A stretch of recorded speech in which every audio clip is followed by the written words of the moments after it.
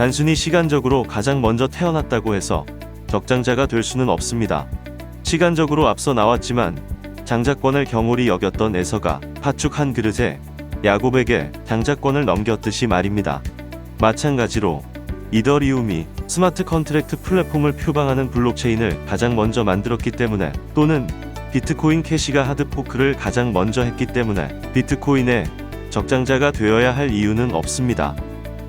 비트모빅은 글로벌 기업과의 협업을 통해 스마트 컨트랙트를 블록체인 넘어 물리적 세계로 투사하는 오래된 꿈을 이룰 것이며, 사람들이 의식조차 하지 않고 있던 비트코인의 취약점을 지적하고 그 취약점을 어떻게 개선할 수 있는지를 제시했으며, 또 비트코인의 적장자로서 비트모빅이 그 과업을 수행할 것이라는 것을 이미 공식적으로 천명한 상태입니다. 그런데 단기적 가격 하락 압력에 대한 두려움으로 뒤늦게 그 과업을 포기하는 것은 위태로운 일이라고 생각합니다.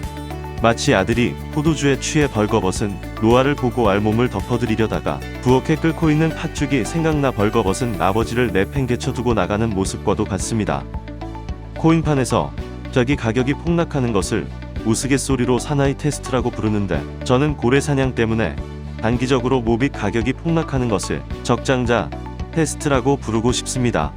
모빅 가격이 고래사냥 때문에 예컨대 1억 원에서 7천만 원으로 단기적으로 폭락한다고 하더라도, 그 시점이 되면 그 물량을 주우려는 사람들이 던지는 고래들을 압도해서 그 가격도 금방 회복될 겁니다. 차라리 로스트 코인 프로젝트가 작가님의 생각에도 프로젝트 로드맵에도 처음부터 존재하지 않았더라면, 그래서 아무에게도 알려지지 않았더라면 아무 문제가 없었을 것입니다.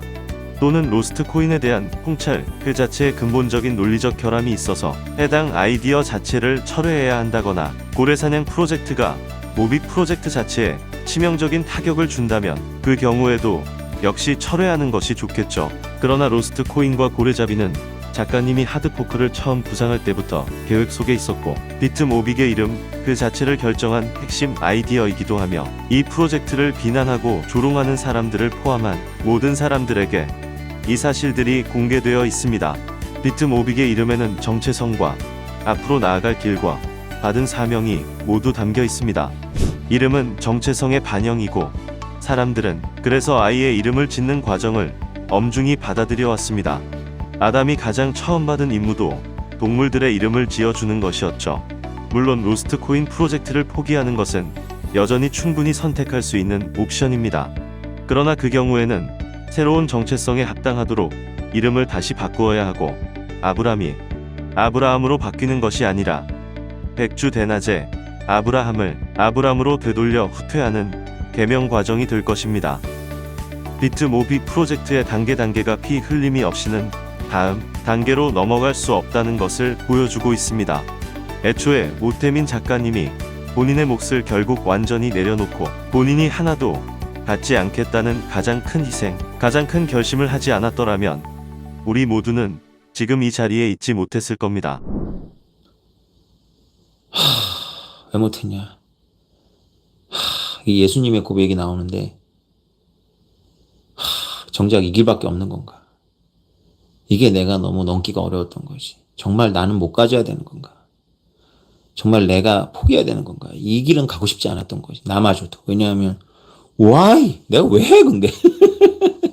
내가 왜 사람들한테 욕먹어가면서 변명해야 되고, 믿지도 않을 사람한테 안 갖는다는 걸 증명하기 얼마나 어려운데, 그걸 애써 증명해야 돼. 평생 쫓아다닐 거 아니야. 새끼 가졌다, 꼽쳤다. 이걸 평생. 나만 해도 괜찮은데 내 새끼들까지. 개짜증난다. 그 길을 가야 돼? 근데 진짜 이 길밖에 없나? 이 대기업한테 투자받거나 어느 중견기업에 투자받아가지고 나는 1% 에어드랍 받으면 안 되나? 정말 내가 꼭 창시자가 돼가지고 나는 클린 핸들을 해야 되나? 이 길은 진짜 갈 이유도 없고 가고 싶지 않다. 이걸 못 넘었던 거야, 3년 동안. 3년 동안. 그러다가 이제 그거를 던지고 나서, 된 거죠. 그리고 지금 와서 돌이켜보면 이 길밖에 없네. 라는 생각이 드는 거지. 이 길밖에 없네.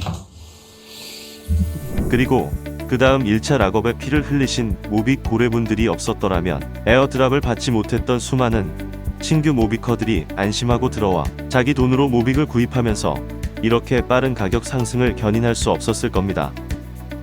그리고 지금 2차 락업에 피를 흘리고 계시는 신규 모비커분들은 대한민국 전체를 이 프로젝트에 탑승시키기 위해 눈앞의 이익을 포기하고 희생하고 계신 겁니다.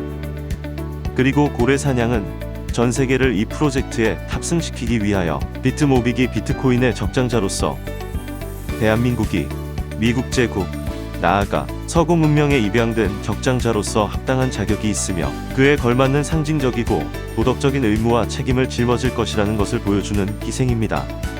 그리고 오직 이러한 자기 희생의 거대한 프랙탈 구조, 자기 희생의 연쇄라는 선례들 위에 전체 프로젝트가 정초되었을 때만이 오태민 작가님이 공식적으로 리더의 자리를 내려놓은 뒤에도 비트모빅의 거버넌스가 미래의 역경과 환란 속에서 여전히 안정적으로 유지작동할 수 있을 겁니다. 이 영상을 보시는 많은 분들은 작가님으로부터 이 모든 것의 실체는 존재하지 않고 보이지도 않고 만질 수도 없는 믿음들에 서로 의지하여 공중에 떠 있다는 가르침을 받아 잘 이해하고 계실 거라고 생각합니다. 제국의 본질은 상징이라는 작가님의 말도 기억하실 거고요. 네, 아브라함은 위대한 이름이지만 아브람도 위대하지만 않을 뿐이지 여전히 좋은 이름입니다. 격이 떨어질 뿐이죠. 고래사냥을 안 하더라도 모빅은 잘 될 것이고 집수 개만 가지고 계시더라도 자식들까지 덕을 볼 것이고 대한민국도 덕을 보겠죠. 하지만 여러분이 손자와 등손자의 안녕과 영광을 생각하신다면 대한민국이 50년 반짝하고 쇠락하는 것이 아니라 한 세기를 넘기기를 바라신다면 이런 사소한 상징들, 팥죽 한 그릇과 같은 것들을 경홀히 여기시면 안 된다고 생각됩니다.